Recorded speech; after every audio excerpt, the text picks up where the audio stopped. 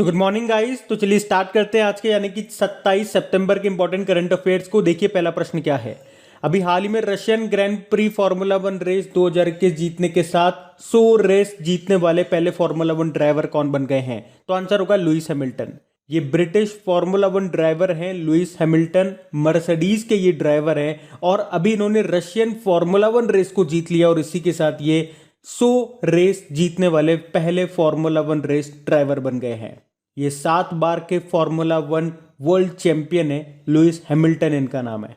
तो ये नाम आपको याद रखना है। उसके अलावा अगर आप में से कोई इस वीडियो को वेरी फर्स्ट टाइम देख रहा है तो आपको बता दूं कि अभी तक जितनी भी आपकी फार्मूला वन रेसेस हुई हैं वो आपको ध्यान रखनी है। किसने जीती ये याद रखना है, वो प्लेयर किस देश का है यानी कि उसकी नेशनलिटी क्या है और उसकी कार कंपनी का नाम क्या है, जैसे वो मर्सिडीज का है, रेड बुल का है कि किसका है। और आपकी प्रैक्टिस के लिए अभी तक जितनी भी फार्मूला वन रेसेस हुई है उनकी क्विज बना करके आपकी क्रेक एग्जाम एप्लीकेशन पे अपलोड कर दी गई है, वहां जाके आप इसके अच्छे से प्रैक्टिस कर सकते हैं। अभी हम बढ़ते हैं आगे। फिर बताइए अभी हाल ही में विश्व पर्यावरण स्वास्थ्य दिवस वर्ल्ड एनवायरमेंट हेल्थ डे कब मनाया गया? तो आंसर होगा 26 सितंबर को। हर साल इसे 26 सितंबर को ही मनाया जाता है। ये जो दिन है ये दुनिया भर में पर्यावरणीय स्वास्थ्य के महत्वपूर्ण कार्यों पर प्रकाश डालने के लिए मनाया जाता है। और इस बार की थीम क्या रही? वैश्विक सुधार में स्वास्थ्य समुदायों के लिए पर्यावरणीय स्वास्थ्य को प्राथमिकता देना, यानी कि prioritising environmental health for healthier communities in global recovery. बाकी एक वर्ल्ड एनवायरनमेंट डे होता है, वो तो हम 5 जून को मनाते हैं और इस बार उसका होस्ट कंट्री रहा था पाकिस्तान। अब देखो सितंबर में कौन कौन से डे हमने मनाए। सितंबर का पहला सप्ताह 1 से लेकर 7 सितंबर तक राष्ट्र पोषण सप्ताह के रूप में मनाया। वैसे सितंबर को पोषण माह के रूप में मनाया जाता है। 2 सितंबर को विश्व नारियल दिवस के रूप में मनाया और सितंबर का पहला शनिवार अंतर्राष्ट्रीय गिद्ध जागरूकता दिवस के रूप में मनाया जाता है, जो इस बार 4 सितंबर को मनाया। 5 सितंबर को अंतर्राष्ट्रीय चैरिटी दिवस मनाया। 7 सितंबर को international day of clean air for blue skies के रूप में मनाया। 8 सितंबर अंतर्राष्ट्रीय साक्षरता दिवस मनाया। 9 सितंबर शिक्षा को हमले से बचाने के लिए अंतर्राष्ट्रीय दिवस मनाया। 10 सितंबर वर्ल्ड सुसाइड प्रिवेंशन डे मनाया। 11 सितंबर वर्ल्ड फर्स्ट एड डे मनाया। 14 सितंबर राष्ट्रीय हिंदी दिवस मनाया।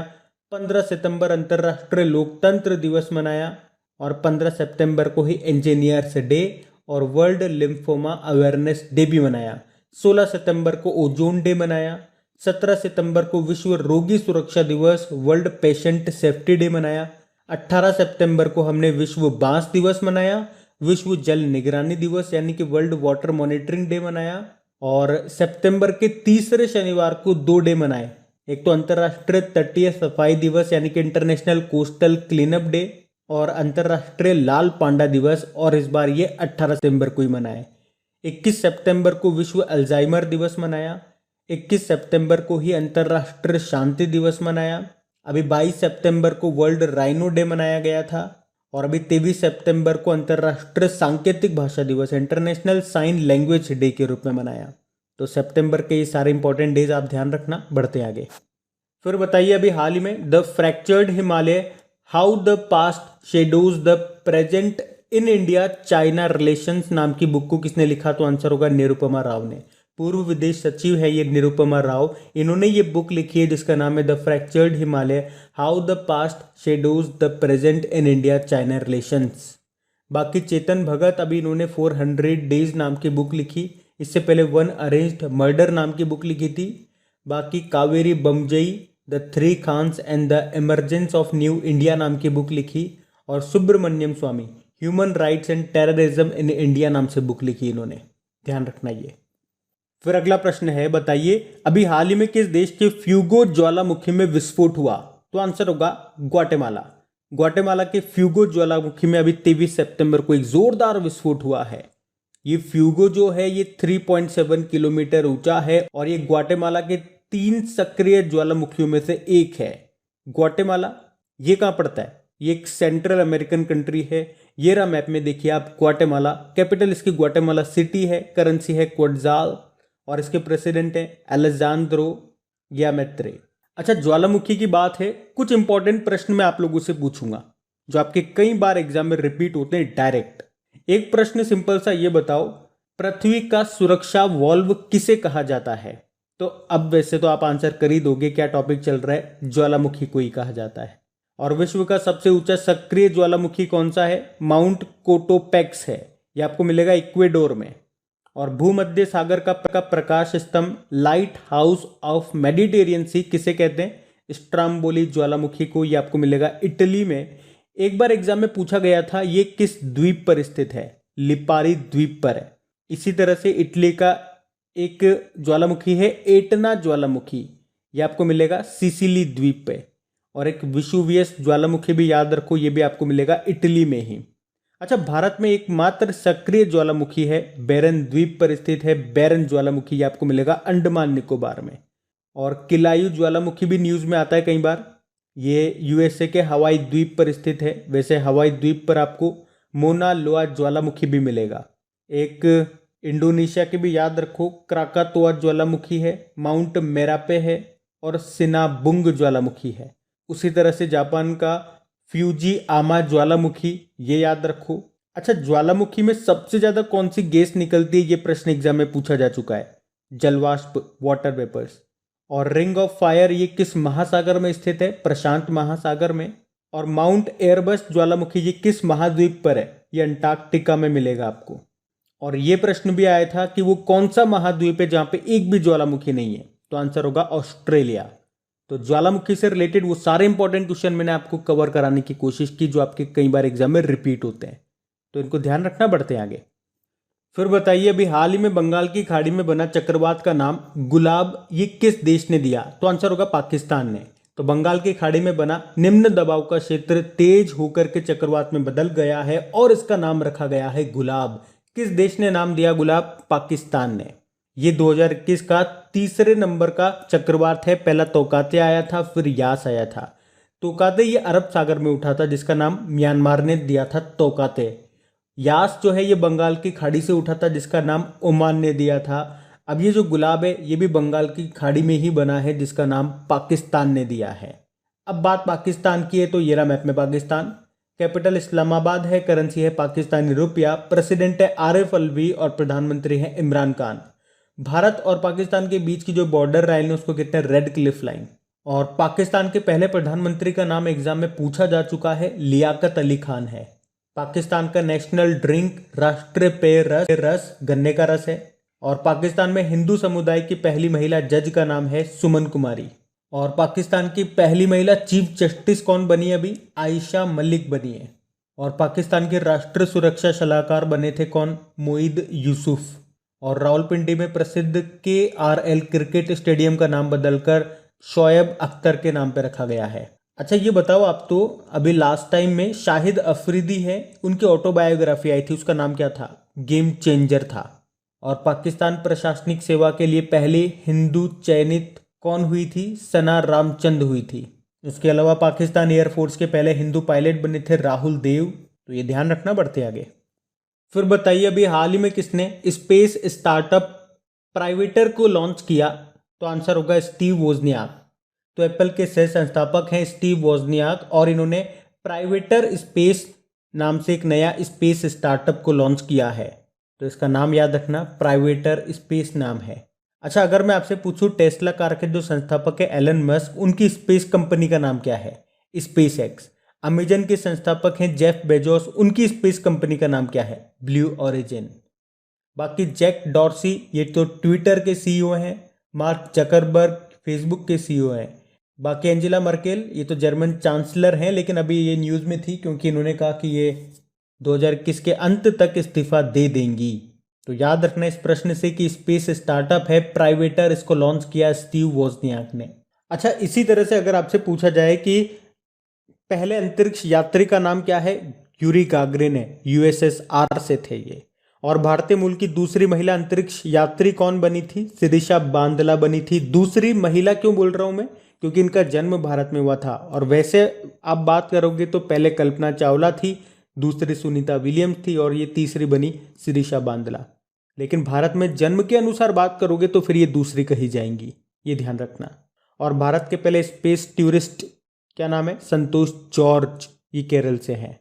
बढ़ते आगे। फिर बताइए, अभी हाल ही में असम सरकार के द्वारा किसे लोकप्रिय गोपीनाथ बारदोलाई पुरस्कार से सम्मानित करने की घोषणा की गई? तो आंसर होगा हमारे उपराष्ट्रपति एम वेंकैया नायडू को। तो अभी असम सरकार ने उपराष्ट्रपति एम वेंकैया नायडू जी को राष्ट्र एकता और राष्ट्र योगदान के लिए लोकप्रिय गोपीनाथ बारदोलाई पुरस्कार से सम्मानित करने का निर्णय लिया है। और इस पुरस्कार का नाम एक महान स्वतंत्रता सेनानी और भारत की आज़ादी के बाद असम के पहले मुख्यमंत्री रहे गोपीनाथ बारदोलाई के नाम पर रखा गया है। ये पुरस्कार 2 साल में एक बार दिया जाता है और इसमें पुरस्कार राशि को भी अभी 2 लाख रुपए से बढ़ा करके 5 लाख रुपए कर दिया गया। ये जो गोपीनाथ बारदोलाई है ना, इनको आधुनिक असम का वास्तुकार भी कहा जाता है, ये भी ध्यान रखना। तो इस प्रश्न का उत्तर होगा एम वेंकैया नायडू। बढ़ते आगे। फिर बताइए, अभी हाल ही में किस राज्य सरकार ने डिजिटल नशा मुक्ति केंद्र खोलने की घोषणा की है? तो आंसर होगा केरल ने।